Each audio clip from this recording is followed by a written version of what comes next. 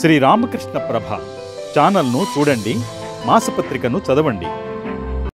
శ్రీరామకృష్ణ ప్రభ YouTube channel వీక్షకులందరికీ నమస్కారం. చిట్టి కథల్లోకి స్వాగతం. ఈరోజు ఎవరు గొప్ప అనే ఒక చిట్టి కథ మీకోసం. ఓ సాయంత్రం సమయాన అడవిలో జంతువులన్నీ కలిసి ఒకచోట సమావేశమయ్యాయి. వాటి ముందు అడవికి రాజైన సింహం రచ్చబండ మీదకొచ్చి దర్జాను వలకపోస్తూ, మిత్రులారా, నేనెంత బలశాలనో మీకందరికీ తెలుసు కదా. నా వలనే వేటగాళ్ల బెడద లేకుండా హాయిగా మీరంతా జీవించగలుగుతున్నారు తెలుసా అంటూ జూలు విదిల్చింది. ఆ పక్కనే కూర్చున్న నక్క, చిత్తం మహారాజా, కానీ జిత్తులకి తెలివితేటలకి యుక్తికి నాకెవరు సాటిరారు కదా, మీకు తెలిసిందేగా అని తన గొప్పేంటో సాగదీస్తూ చెప్పింది. అదంతా విన్న పక్కనే కూర్చున్న కుక్క, విశ్వాసానికి మారుపేరైన మా జాతి మీకన్నా ఎంతో గొప్ప తెలుసా అంటూ నీలిగింది. ఇంతలో లేళ్ళు కుందేళ్ళు తమలో తాము గుసగుసలాడుకుంటూ పైకి, అందంలో పరుగులు మీరెవ్వరూ మాకు సరిరాలేరు తెలుసా అంటూ చిందులేయడం మొదలుపెట్టాయి. వాటి బడాయంతా చూసిన నెమళ్ళు, ఈ సృష్టిలో మా అంత అందమైన ప్రాణి లేనే లేదు, మేమెంత అందంగా నాట్యం చేస్తామో అందరి మనసులు పరవశించిపోతాయి తెలుసా అంటూ ప్రగల్భాలు పలికింది.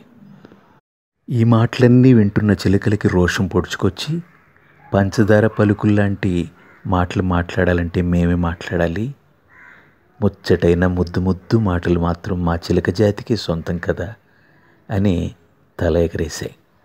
ఇలా అక్కడున్న అన్ని జంతువులు తమ తమ గొప్పతనాన్ని చెప్పుకుంటూ ఉంటే, ఒక చిన్న చీమ మాత్రం ఆ పక్కనే ఈ విషయాలన్నీ వింటూ కూర్చుంది. ఇంతలో దానికి ఏదో చెప్పాలనిపించి, ఓ మహారాజా, నన్ను ఒక్క మాట చెప్పనిస్తారా అని భయంగా వినయంగా అడిగింది. అన్ని జంతువులు ఆ చీమ వైపు వింతగా చూశాయి. నలుసంత లేని దీనికి చెప్పేందుకేమైనా విషయం ఉందా అని ఎగతాళిగా నవ్వాయి. సింహం మాత్రం విషయం ఏంటో చెప్పమని చీమ వైపు చూసింది.